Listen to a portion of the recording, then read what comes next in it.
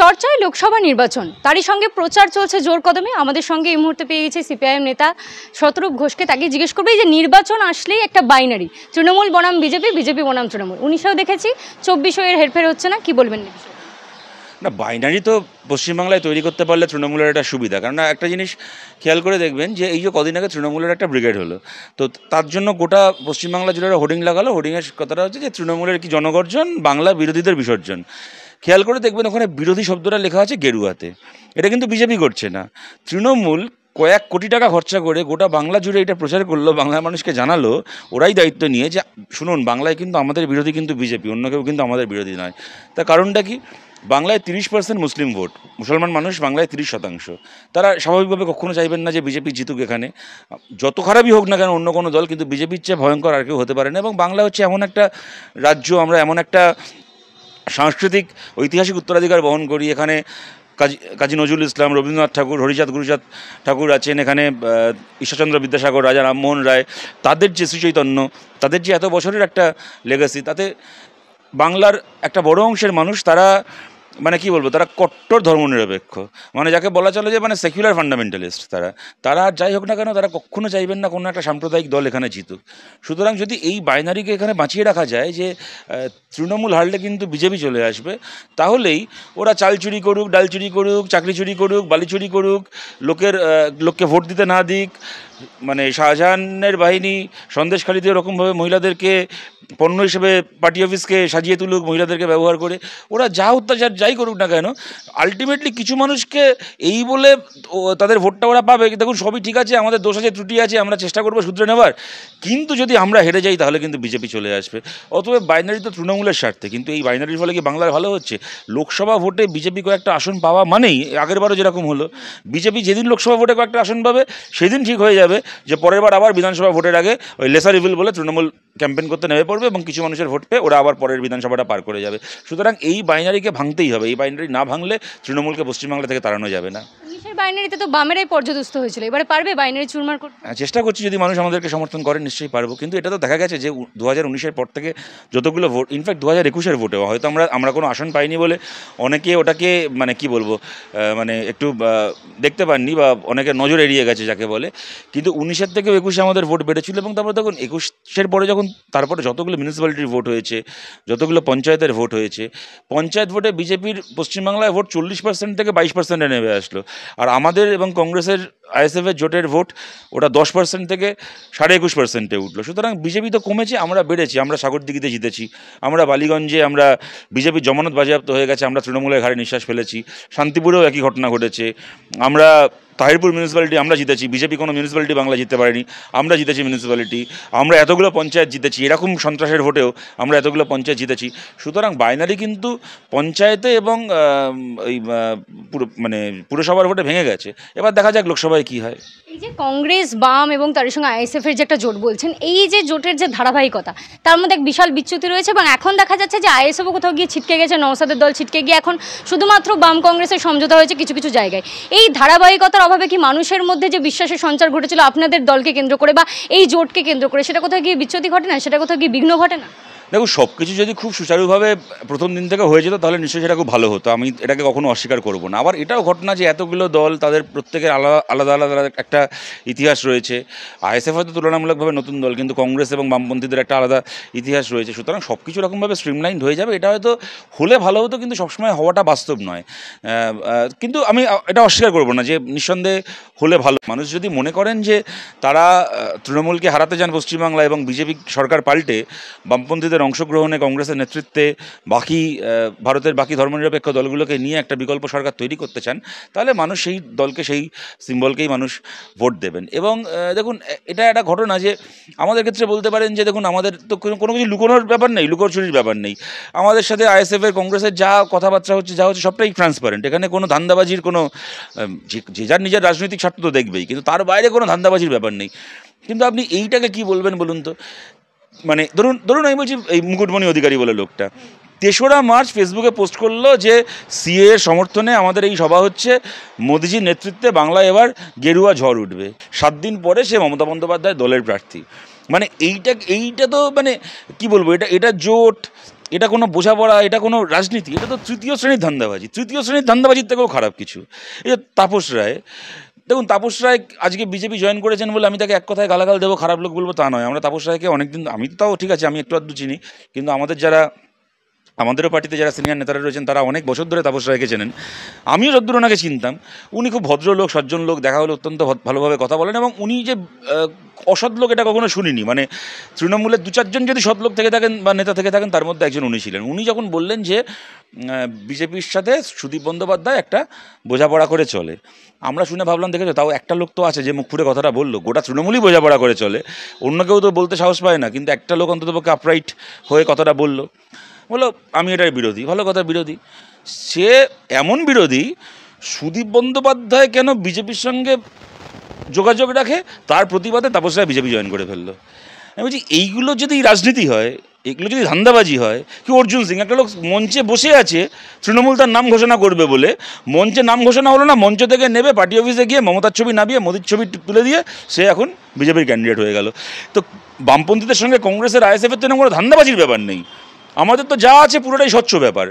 মানুষ সেটা জানেন, আমাদের দুর্বলতাও আছে, যদি আমাদের কথাবার্তা ক্লিনচ হতে সময় লাগে, কিন্তু আমাদের লুকোনোর কিছু নেই, আমাদের কোনো ভেস্টেড ইন্টারেস্ট নেই এখানে, আমাদের কোনো ধান্দাবাজি নেই। তো মানুষ তো ধান্দাবাজিটাকেও দেখছেন, এটাও দেখছেন, তারপর মানুষ বিচার করবে। রাজনৈতিক মহলে তো এও খবর যে বামেরা 42টা কেন্দ্রে একা লড়াই করতে পারছে না বলে বাকিদেরকে টানছে। হ্যাঁ, সে কার কোথায় কী খবর সে কি আমি বলতে পারবো না, কিন্তু আমি একটা কথা বলি এখানে, যে পশ্চিমবাংলার মধ্যে একটা রাজ্য যেখানে একদল লোক মানে প্রেস কনফারেন্স করে বাড়িতে মিডিয়া ডেকে বলে যে আমি প্রার্থী হতে না পেরে বিছানা ভিজিয়ে ফেলেছি, সেই রাজ্যে আর যাই হোক না কেন প্রার্থীর অভাব হয় না কখনো। সুতরাং ওই নিয়ে চিন্তা করবেন না। কিন্তু কথাটা হচ্ছে যে বামপন্থীরা চায় সমস্ত মানুষ যারা কিনা একটা বিকল্প রাজনীতি, বিকল্প অর্থনীতি আমাদের দেশে তৈরি করতে চান, যারা কিনা একটা সৎভাবে, দেখুন একটা সরকার আসবে, তারা 10টা কাজ করতে পারবে, 2টো কাজ করতে পারবে না, সেটা আলাদা জিনিস, কিন্তু চুরি করবে, ডাকাতি করবে, মানুষের ওপর অত্যাচার করবে, এই দিনটাকে শেষ করে একটা নতুন দিন আসুক। যারা যারা চান তাদের সবার ভোট এক জায়গায় পড়ুক। সেই কারণেই তো আমরা বহু আসনে না লড়ে আমরা চাইছি কংগ্রেস সেখানে লড়ুক, কংগ্রেস বহু আসনে না লড়ে আমাদেরকে সমর্থন করছে। এই যে মুর্শিদাবাদ, আমরা সবাই জানি কংগ্রেস ওখানে এত শক্তিশালী, তাও অধীর চৌধুরী কার্যত, আমরা ঘোষণা করার আগে অধীর চৌধুরী সেলিমদার নাম কার্যত ঘোষণা করে দিয়েছিলেন যে মোহাম্মদ সালিম এখানে লড়াই। এই যে লোকসভা নির্বাচন কেন্দ্রের ইস্যুতে ভোট হবে এরকম বারংবার কথা শোনা যায়, কিন্তু পশ্চিমবঙ্গে নিরিখে দেখা যাচ্ছে বারংবার যে এখানকার যে এত ইস্যু রয়েছে এগুলোই চাগার দিচ্ছে এবং এগুলো নিয়ে আপনারা কথা বলছেন। কেন্দ্রের ইস্যু নিয়ে এখানে ভোট হবে বলে মনে হয়? হওয়া উচিত, কিন্তু দেখুন একটা এটাও ঘটনা যে আমি যদি একটু লোকসভা ভোট থেকে সরে গিয়ে আপনাকে বলি, একটা সময় আমরা দেখেছি, আমরা তখন আমাদের 17-18 বছর বয়স, যখন ইরাকের যুদ্ধ হচ্ছে, কলকাতা উত্তাল হয়ে গেছে সেই যুদ্ধের বিরুদ্ধে। আজকে গোটা পৃথিবীতে মানে এটাই ছিল মানে বাঙালির চেতনা, মানে যে তোমার নাম আমার নাম ভিয়েতনামের দিন থেকে শুরু করে ইরাক যুদ্ধ, আফগানিস্তান যুদ্ধ থেকে শুরু করে যখন গোটা পৃথিবীতে যখন এই ধরনের কোনো ঘটনা ঘটেছে, এমনকি আমেরিকাতে বড় প্রাকৃতিক দুর্যোগ ঘটেছে, এখানে মানুষ ঝাঁপিয়ে পড়েছে রিলিফ তুলে আমেরিকায় পাঠানোর জন্য, তাও ঘটেছে। সুতরাং সেই কিউবার জন্য রিলিফ তোলা হয়েছে, কিন্তু সেই রাজ্যে আজকে আপনি সন্ধ্যাবেলা টিভি খুলুন, আপনি প্যালেস্তাইনের যুদ্ধ ছেড়ে দিন, আপনি ওখানে রাশিয়া ইউক্রেনের যুদ্ধ ছেড়ে দিন, এমনকি আমাদের দেশে আজকে উত্তরপ্রদেশে কোনো একটা ঘটনা ঘটলো, কোনো দলিত মানুষের ওপর অত্যাচার হলো, কোথাও গুজরাটে একটা কোথাও কোনো অন্যায় হলো, অন্য রাজ্যে কিছু একটা হলো, এই এত বড় একটা কর্পোরেট স্ক্যাম ইলেকট্রাল বন্ড নিয়ে, মানে একেবারে কেন্দ্রের সরকারের হাতে আইন আছে বলে ওরা ঘুষ খাওয়াকে আইনি করে ঘুষ খাচ্ছে, খেয়ে দেশের মানুষের স্বার্থকে বিক্রি করে দিচ্ছে, কোনো কিছু নিয়ে কোনো আলোচনা নেই। তার কারণটা কি? আজকের ঘাটের তলা থেকে টাকা বেরিয়েছে, কালকে ওর আলমারির মাথা থেকে টাকা বেরিয়েছে, তারপরের দিন ও ওখানে বোম মেরে 4টে লোককে মেরে ফেলেছে। মানে তৃণমূল চুরি করে ডাকাতি করে এমন একটা রাজ্য তৈরি করেছে, এখানে প্রত্যেক দিন সন্ধ্যেবেলা, এবার স্বাভাবিক কথা, আমরাও সাংবাদিকদেরকে মাঝে মধ্যে জিজ্ঞেস করি, যারা চ্যানেল হেড আছেন এদের, আপনারা অন্য কোনো বিষয় নিয়ে আলোচনা করেন না কেন? দেশে আমাদের এত কিছু খারাপ হচ্ছে, এত কিছু নিয়ে আলোচনা করেন না কেন? বলে কী করবো, একটা যদি রাজ্যে যদি মন্ত্রীর বান্ধবীর ঘাটের তলা থেকে টাকা বেরোয়, সেই দিন সন্ধ্যেবেলা অন্য রাজ্য নিয়ে কখনো আলোচনা করা যায়? সেটা নিয়ে আলোচনা হবে। সুতরাং আমাদের তো তৃণমূলের মতো এরকম একটা কী বলবো, এরকম একটা মানে নেগেটিভ শক্তি আসার ফলে বাঙালির তো চিন্তা চেতনার পরিসরটাকেই এরা হচ্ছে মানে বাধ্যতামূলকভাবে সীমাবদ্ধ করে দিয়েছে। কিন্তু তাহলেও এটা ঘটনা যে আমাদের আগামী 5 বছর দেশ কেমনভাবে চলবে এটা ঠিক হবে দেশের ভোটে। সুতরাং দেশের ইস্যুকে বাদ দিয়ে লোকসভা ভোট হওয়াটা উচিত নয় বলে আমরা মনে করি।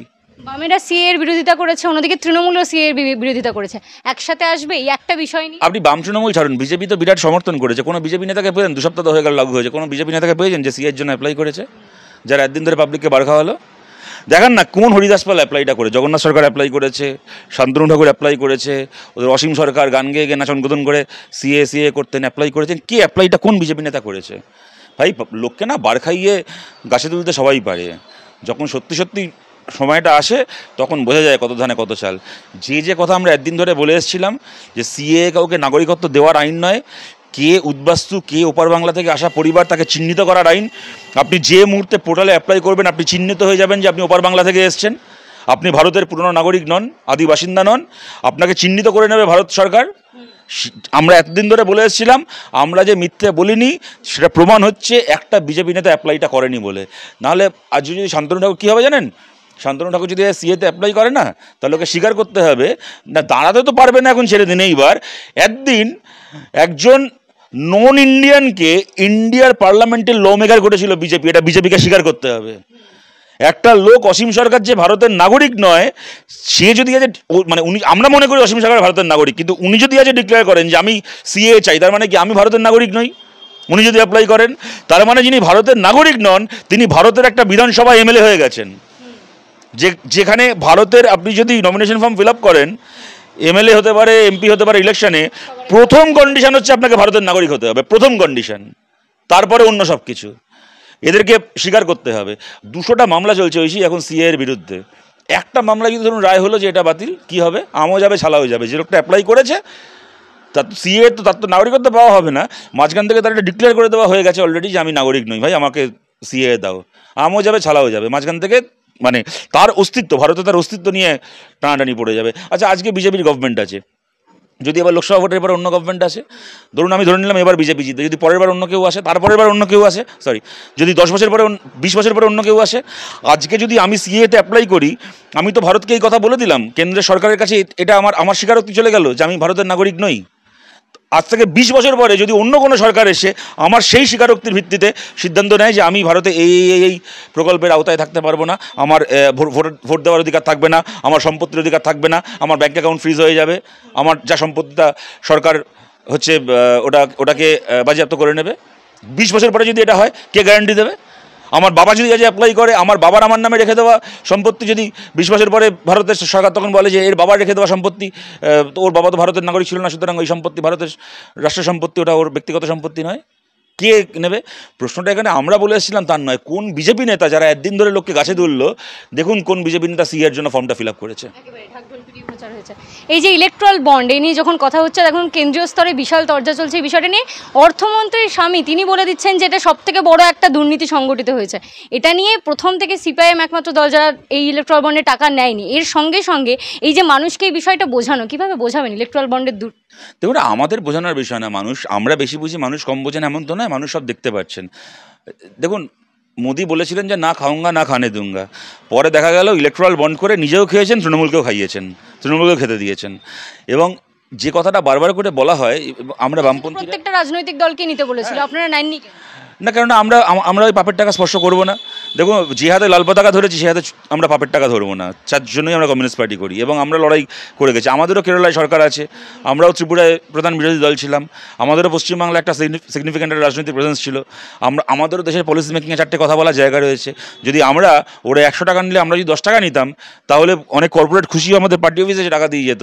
আপনাকে আমি একটা কথা বলি, এই যে টাটা ফাটা এত কথা বলা হয়, তো 2006 তো সিঙ্গুরের প্রজেক্টের জন্য ওদের অ্যাপ্রুভাল দেওয়া হয়েছিল।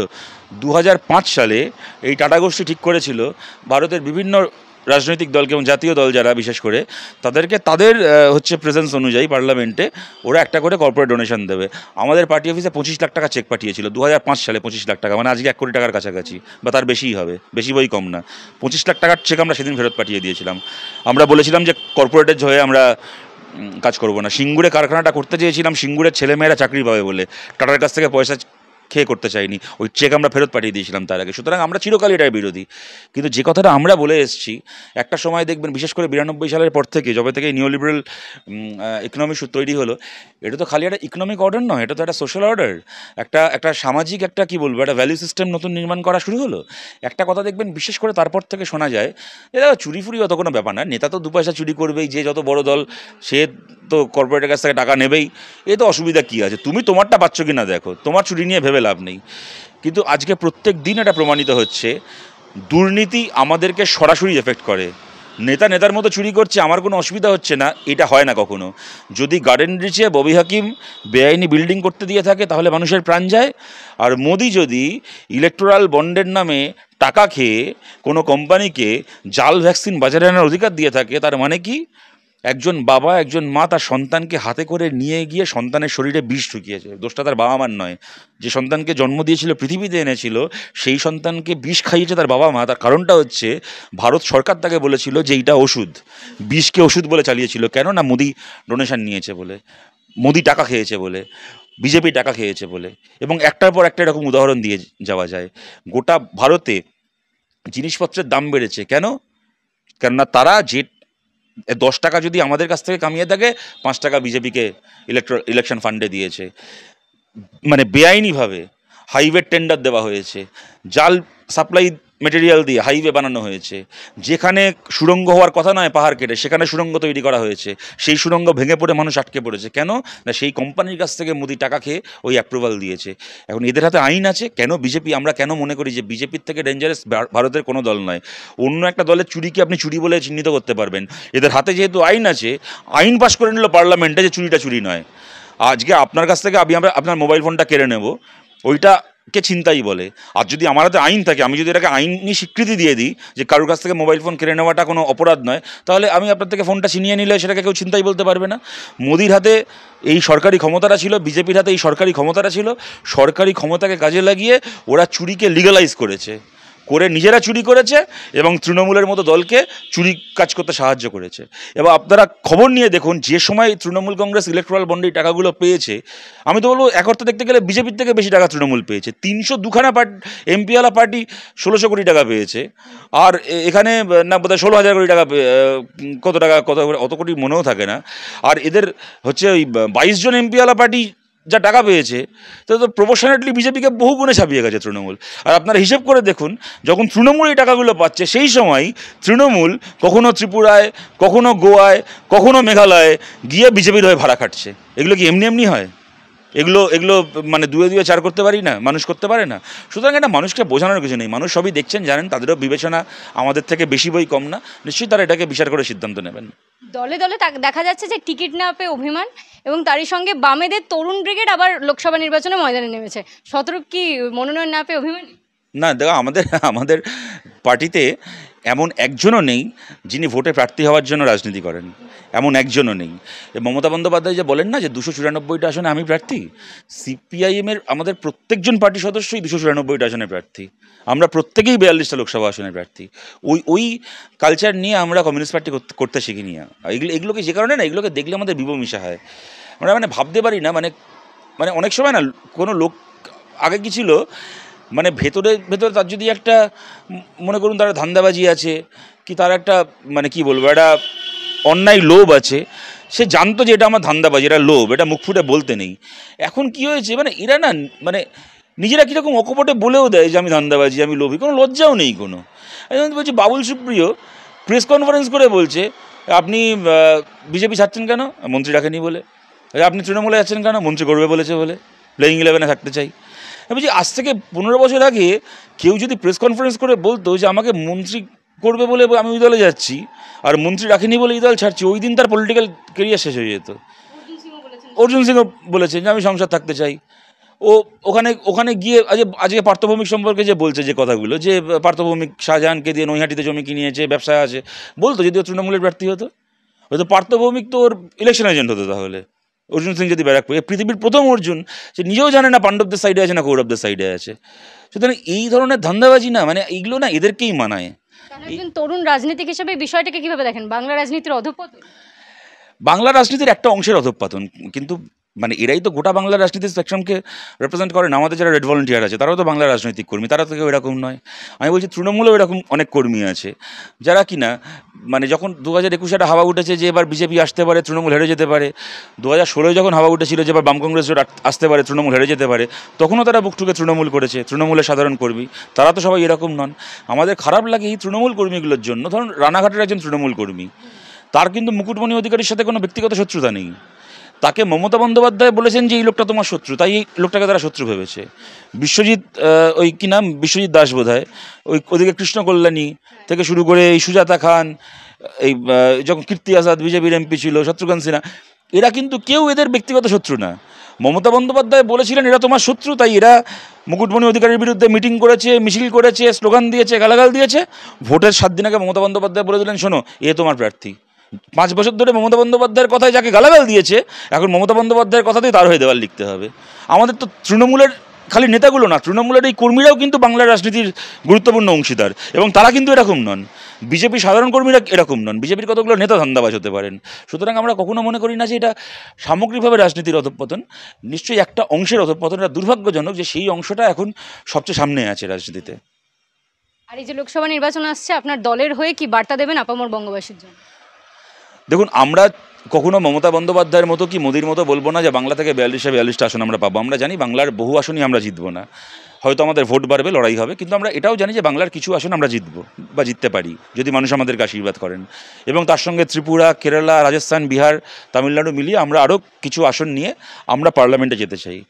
যদি আমরা পার্লামেন্টে যাই, দেখুন ভারতের সুপ্রিম কোর্ট রায় দিয়েছিল 2019 সালে রাম মন্দির তৈরি হওয়ার, ওরা রাম মন্দির তৈরি করেছে। এই সুপ্রিম কোর্ট 2016 সালে রায় দিয়েছিল সমকাজে সমবেতনের, আজ অব্দি তৈরি হলো না। কোনো সেক্টর নেই ভারতে যেখানে আজ পার্মানেন্ট চাকরি বলে কিছু আছে। 10,000 টাকা, 12,000 টাকা, 15,000 টাকা চাকরি পেলে একটা মানুষ ভাবে বোধহয় আমি আকাশের চাঁদ হাতে পেয়েছি, স্বর্গ পেয়েছি। সত্যি আজকের দিনে 10,000 টাকা, 12,000 টাকা, 15,000 টাকা একটা মানুষের ঘর চলে, সংসার চলে। কিন্তু আপনি বেসরকারি ছেড়ে দিন, এমনকি সরকারি চাকরির নামে এখন কন্ট্রাকচুয়াল লোক নিয়োগ, রেলে, আইআরসিটিসির মাধ্যমে কন্ট্রাকচুয়াল লোক নিয়োগ, আপনার পোস্ট অফিসে, ব্যাংকে, যেখানে দেখবেন কন্ট্রাকচুয়াল লোক নিয়ম। আপনি রাজ্য সরকারে আসুন, পুলিশে সিভিক ভলেন্টিয়ার, স্কুলে প্যারা টিচার, কলেজে পার্ট টাইম লেকচারার, পঞ্চায়েতে, পুরসভায় গ্রুপ ডি স্টাফ, কন্ট্রাকচুয়াল লোক দিয়ে দেশ চলছে। সরকারি দপ্তরে ইন্টার্নশিপ। আমরা চাই সমকাজে সমবেতনের যে আইন সুপ্রিম কোর্ট রায় দিয়েছিল, এরা সুপ্রিম কোর্টের রায়, রাম মন্দিরের রায়কে লাগু করেছে, আমরা সমকাজে সমবেতনের রায়কে লাগু করতে চাই। যে ছেলেটা, যে মেয়েটা যে হয়তো সুইগি জোম্যাটোতেও কাজ করছে, ডেলিভারির কাজ করছে, গিগ ওয়ার্কার হিসেবে কাজ করছে, যে আজকে কন্ট্রাকচুয়াল কাজ করছে, তারও যেন কাজের একটা ফিক্সড ওয়ার্কিং আওয়ার থাকে, তার যেন একটা চাকরির একটা নিরাপত্তা থাকে, শরীর খারাপ হলে তার যেন একটা মেডিক্লেম থাকে, রিটায়ারমেন্টের পরে তার যেন একটা পোস্ট রিটায়ারমেন্ট বেনিফিট থাকে, একটা কাজের সঠিক রেমুনারেশন এবং সঠিক ডিগনিটি অফ ওয়ার্ক যেন সবার থাকে। আমরা জিতে গেলে 650 টাকা অন্তত পক্ষে দৈনিক মজুরি আমরা করতে চাই, পার্লামেন্টে দাঁড়িয়ে কাজ আমরা করতে চাই। যদি নতুন সরকারে অংশগ্রহণ করার সুযোগ আসে, সেই সরকারই কাজ করতে চায়। 12 ক্লাস পর্যন্ত অবৈতনিক শিক্ষা বামফ্রন্ট পশ্চিমবাংলায় করেছিল। যখন আমরা পার্লামেন্টে 62 জন এমপি, 61 জন এমপি গেছিলাম, প্রথম ইউপিএ গভর্নমেন্টের আমলে এটা গোটা দেশ জুড়ে চালু করেছিলাম। এইবার সুযোগ পেলে গ্র্যাজুয়েশন পর্যন্ত আমরা করতে চাই, 12 ক্লাস পর্যন্ত ফ্রি অ্যান্ড কম্পালসারি এডুকেশন ছেলে মেয়েদের জন্য। 100 দিনের কাজ আমরা শুরু করেছিলাম, 100 দিনের কাজকে বিজেপি তৃণমূল মিলে শেষ করেছে, লোকে টাকা পায় না। আমরা 100 দিনকে 200 দিন, 200 দিনকে 365 দিন আমরা করতে চাই। এই কাজগুলোকে করার জন্য যদি মানুষ আমাদেরকে একটা কণ্ঠস্বর দিয়ে পার্লামেন্টে পাঠান, যদি সৃজন দীক্ষিতা হতে পারে, সব্যসাচী হতে পারে, আমাদের সেলিমদা হতে পারেন, সুজনদা হতে পারেন, তারা দেবরাজ হতে পারে আমাদের জলপাইগুড়ির, তারা যদি এই দায়িত্ব নিয়ে পার্লামেন্টে যেতে পারে, তাহলে তারা গিয়ে পার্লামেন্টে এই কাজগুলো করতে চায়। মানুষ আমাদেরকে চেনেন, জানেন, মানুষ জানেন যে আমরা জিতে গিয়ে আর যাই হোক না কেন আমরা হিন্দু মুসলমান গরু ছাগল করব না, আর আমরা কর্পোরেটদের কাছ থেকে ঘুরপথে রাতের অন্ধকারে টাকা খাবো না। আমরা এই কাজগুলো করার চেষ্টা করব, হয়তো 4টে করতে পারবো, হয়তো 2টো করতে পারবো না, কিন্তু আমরা সব মানুষের জন্য এই কাজগুলো করতে চাই। মানুষ যেন আমাদেরকে সেই সুযোগটা দেন, আমরা মানুষের কাছে আবেদন করছি। কেন্দ্র থেকে রাজ্য বিভিন্ন বিষয় নিয়ে এতক্ষণ আমাদের সঙ্গে কথা বলেন বাম নেতা শতরূপ ঘোষ। ক্যামেরা প্রিয়াঙ্কার সঙ্গে ঐশী, দ্য ওয়াল, কলকাতা।